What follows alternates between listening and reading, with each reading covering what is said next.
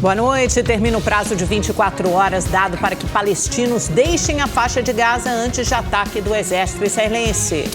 Milhares de palestinos passaram o dia tentando fugir do território cercado por Israel. Foi enterrado hoje o corpo da brasileira Carla Stelzer. Ela estava desaparecida desde o último sábado. Nós vamos a Brasília conversar com a repórter Maria Ferreira, que tem mais informações desse caso para a gente. Boa noite para você, Maria. Conta para a gente quem era a Carla. Oi, Augusto. Boa noite para você, para Amanda e para todos que nos acompanham. A Carla Stelzer tinha 42 anos, era carioca e morava com o companheiro Gabriel Azulay em Israel. O corpo do companheiro dela já havia sido encontrado nessa semana. A confirmação da morte da Carla foi feita hoje pelo Itamaraty. Ela e o namorado estavam também naquela festa de música eletrônica quando o grupo terrorista Hamas atacou o local. Ela ainda tentou se esconder. E olha, depois disso ela desapareceu, né? Como você disse, ela estava desaparecida desde o último sábado. Ainda durante as buscas por Carla, uma amiga dela relatou os momentos de sofrimento e agonia. Vamos ouvir o que ela disse. Eles saíram atirando em todo mundo. Pelos áudios dela, a gente ouve os tiros. Graças a Deus, os tiros estavam longe dela, mas ela viu os terroristas correndo e dá para sentir o desespero dela e o desespero de todas as pessoas que estavam lá. E olha, Carla foi a terceira vítima fatal brasileira. As outras duas mortes foram do gaúcho Hanani Glaser, que hoje estaria completando 24 anos, e também da carioca Bruna Valeano, de 24 anos. Os três estavam nessa mesma festa de música eletrônica no último sábado. E olha, o ministro das Relações Exteriores brasileiro, Mauro Vieira, lamentou as mortes hoje durante o discurso dele no Conselho de Segurança da ONU. O Brasil convocou a reunião de hoje para tratar sobre a situação na faixa de Gaza. Essa que é a segunda reunião do Conselho. A primeira foi no domingo. Após quase 3 horas de encontro, o Conselho, que inclusive foi a portas fechadas essa reunião, o Conselho não chegou a um acordo. No pronunciamento que o ministro fez agora há poucos minutos, Mauro Vieira disse que o Brasil vai continuar trabalhando para tentar um posicionamento unânime do Conselho. Segundo ele, o Conselho de Segurança tem um papel crucial na resposta a essa crise. Ele reafirmou ainda o apelo do presidente Lula para uma ação multilateral urgente e também para a criação de corredores humanitários. O governo brasileiro intensifica as ações para tentar retirar os brasileiros da faixa de Gaza. E chegou hoje ao Brasil o terceiro avião da FAB com brasileiros repatriados de Israel. A aeronave chegou em solo brasileiro por volta das 6h10 da manhã no Aeroporto Internacional de Recife. Na capital pernambucana, ficaram 5 passageiros. Outros 64 desembarcaram no Aeroporto Internacional de São Paulo, em Guarulhos, por volta das 11h30. Rafael foi um deles. O jovem foi convencido pelos pais a retornar ao Brasil. De última hora, ele desistiu de ir à rave em que centenas de pessoas foram assassinadas no último sábado. Consegui tirar o sábado de folga e realmente eu ia para a festa. Acho que pela localização ser mais longe, acabou que os planos não deram muito certo, graças a Deus. Rebeca mora em Israel há 1 ano e relata que nunca tinha visto algo igual. A gente escutou pela primeira vez a sirene, aí foi todo mundo pro bunker, esperamos 10 minutos. Qual a sensação de estar de volta? Um alívio. A gente pretende voltar para lá quando tudo se acalmar, mas a decisão melhor a se fazer foi ter voltado agora.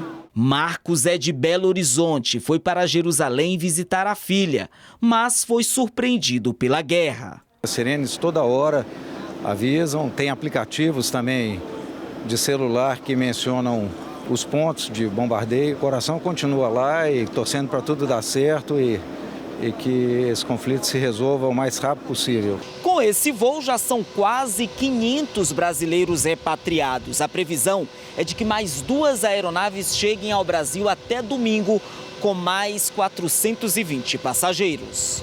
Nós vamos transportar todos vindos de Tel Aviv.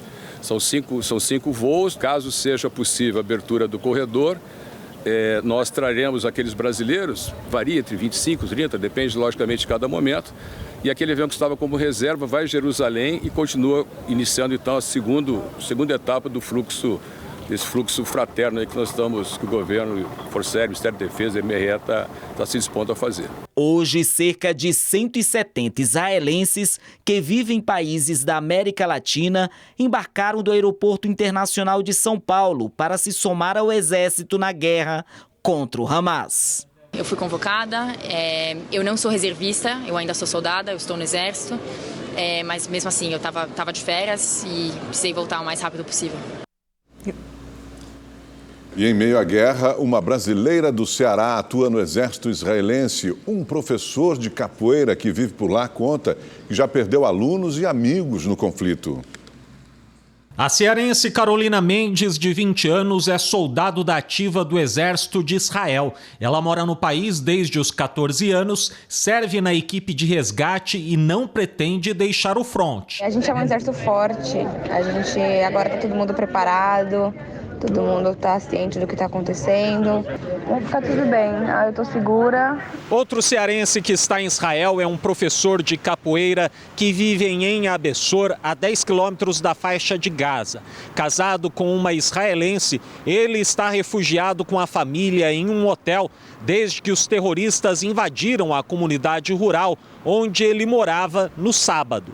E eles já chegaram e já atacaram, já começaram a matar e fazer o massacre todo, queimando as casas, queimando as crianças, coisa muito, muito pesada.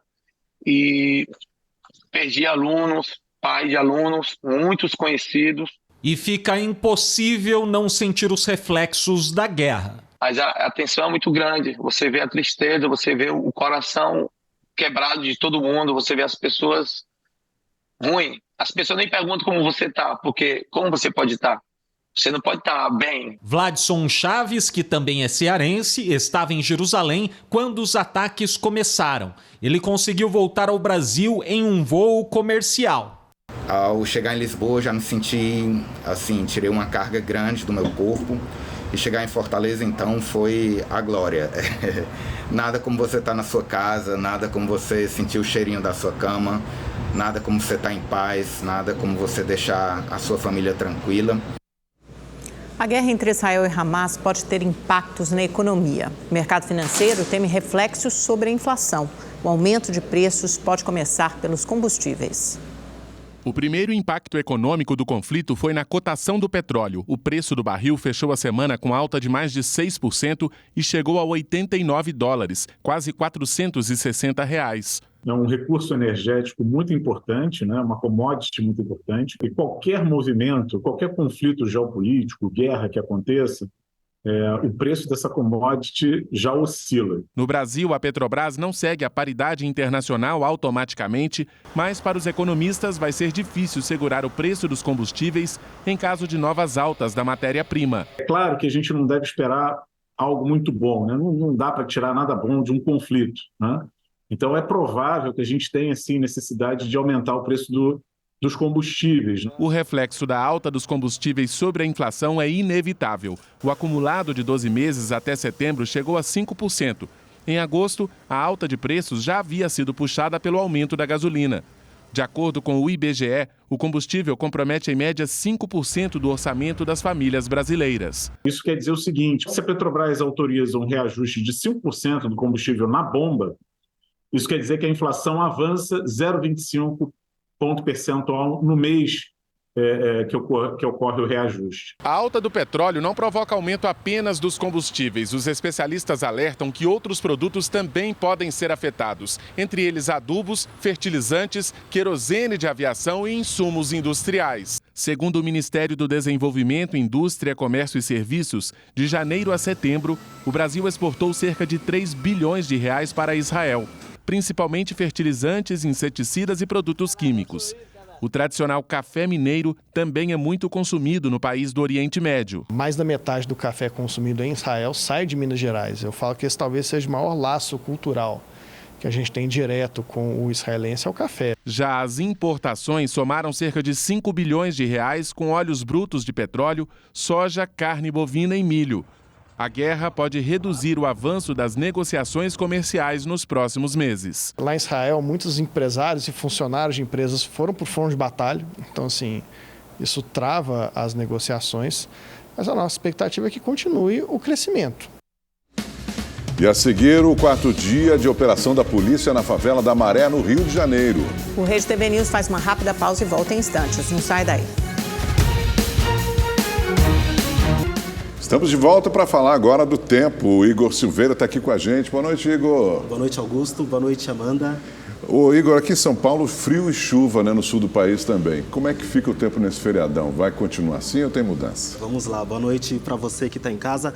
Olha, eu começo a previsão de hoje com um destaque para Santa Catarina, que ainda tem risco de alagamentos e deslizamentos de terra por lá, por conta da chuva aí dos últimos dias. Olha, dos 295 municípios, 142 tiveram algum dano por causa da chuva e 112 decretaram situação de emergência. Olha, amanhã o tempo fica nublado por lá, encoberto, não chove, mas também não esquenta, viu? Essa instabilidade veio para o sudeste, derrubou as temperaturas e também trouxe chuva para cá.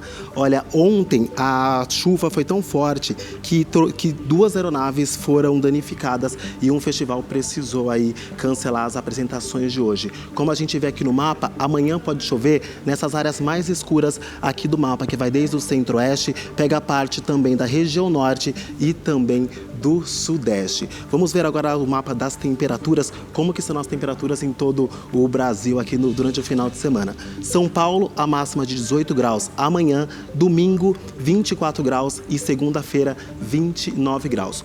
No Rio de Janeiro não vai ser diferente, só que fica um pouco mais abafado, viu? A máxima, olha só, pode chegar aos 22 graus amanhã, 26 graus no domingo e 28 graus na segunda-feira, esquenta um pouquinho mais. No restante do país, como a gente vê aqui no próximo mapa das telas das máximas, a gente pode ver que o tempo vai ser bem abafado, viu? 29 graus em Salvador.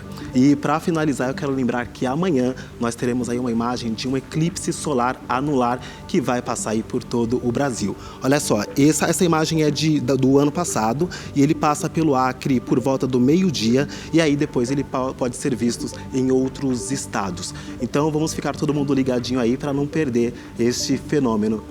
Esse fenômeno? Amanhã, Amanhã, a partir do meio-dia. Obrigado, Igor. Obrigado, gente. Valeu.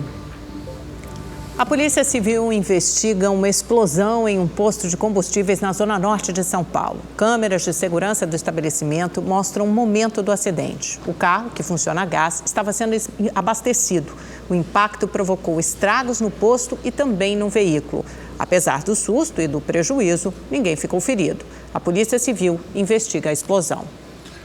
O Supremo Tribunal Federal começou a julgar hoje mais 8 réus acusados de envolvimento nos atos antidemocráticos de 8 de janeiro. Eles respondem por 5 crimes: abolição violenta do Estado Democrático de Direito, golpe de Estado, associação criminosa armada, dano qualificado e também deterioração de patrimônio tombado. O julgamento ocorre em plenário virtual e os ministros têm até o dia 23 de outubro para registrar o voto no sistema.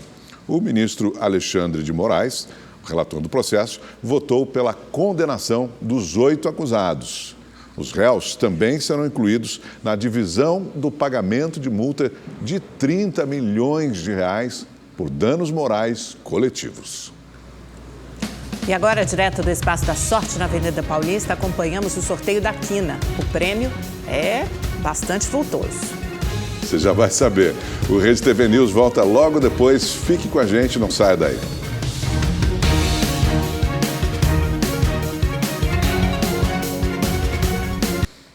E a Polícia Militar entrou hoje no 4º dia de operações contra o crime organizado no Rio de Janeiro. As ações começaram na última segunda-feira para cumprir 60 mandados de prisão.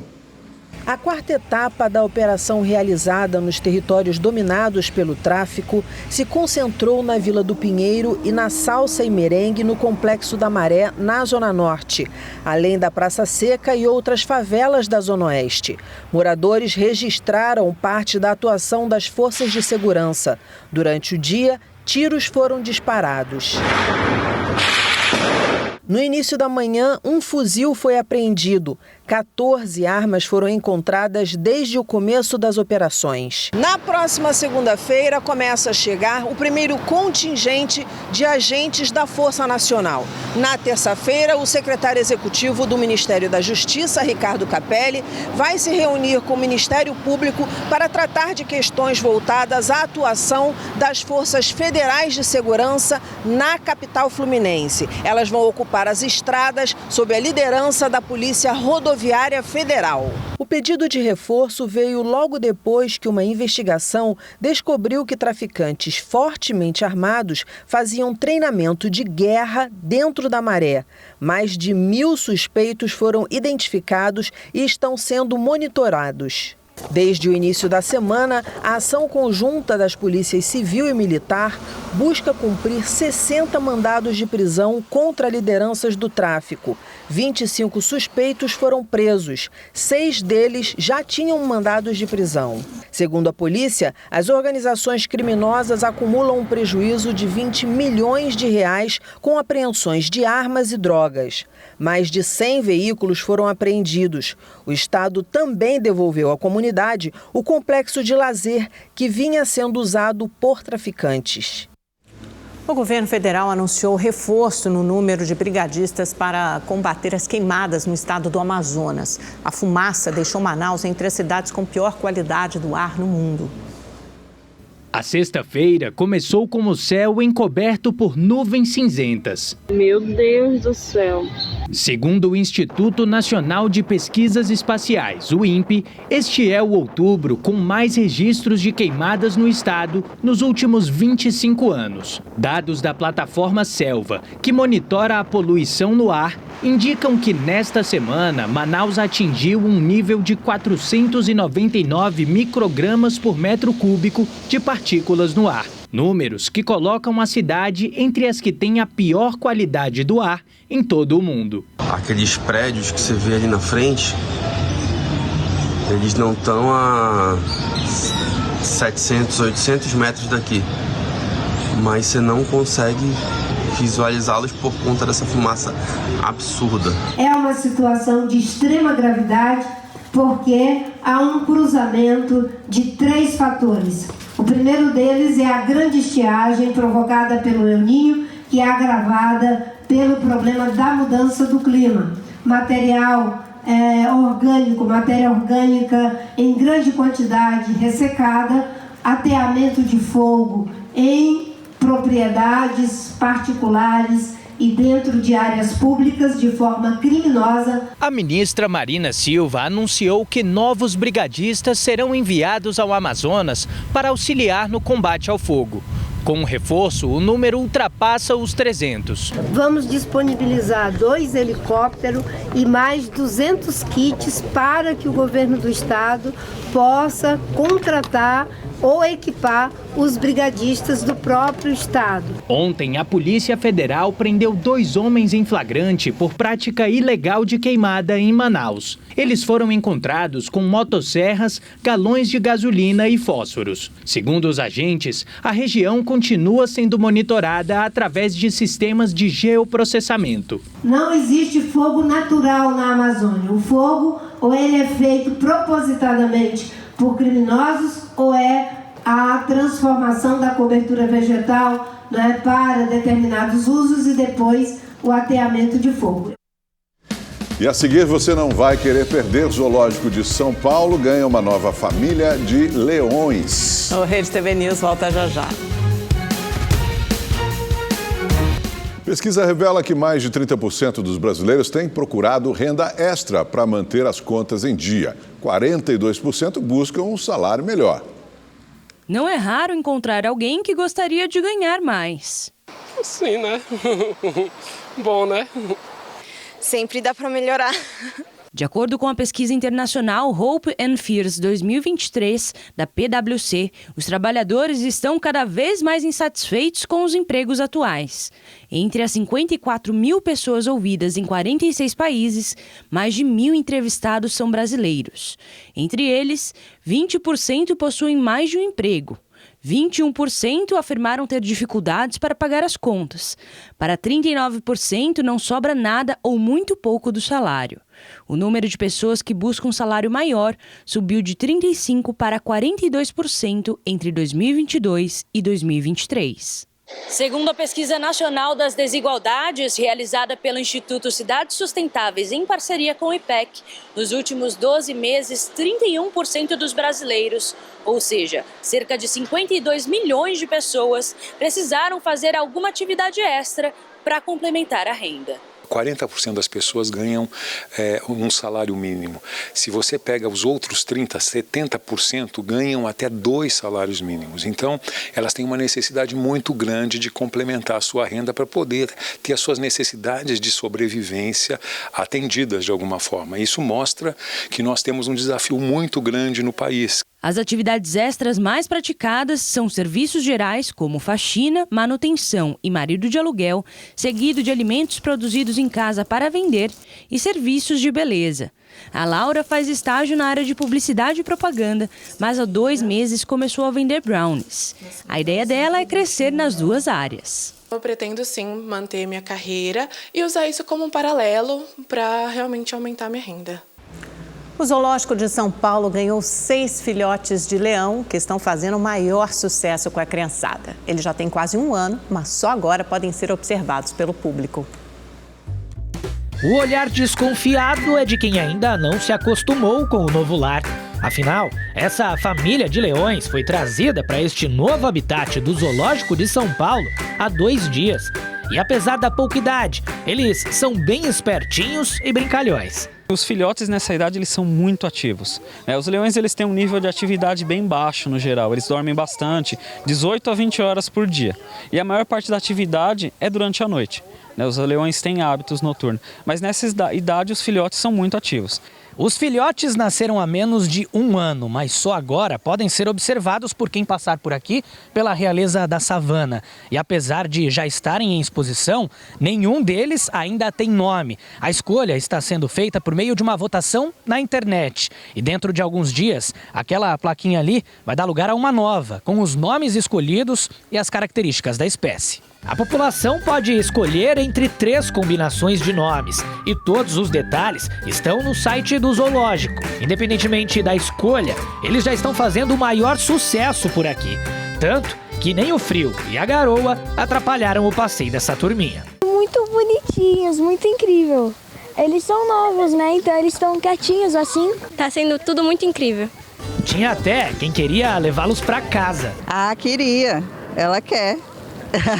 Só que ela falou que achou pesada a quantidade de carne para alimentar. Você queria levar um leãozinho para casa? O que você queria fazer com ele em casa? Cuidar dele. E brincar bastante. Uhum. Mas infelizmente não existe essa opção. Então, se ainda não tiver um compromisso para o fim de semana, fica aí a dica para vir conhecer de pertinho a maior família de leões do Brasil no Zoológico de São Paulo.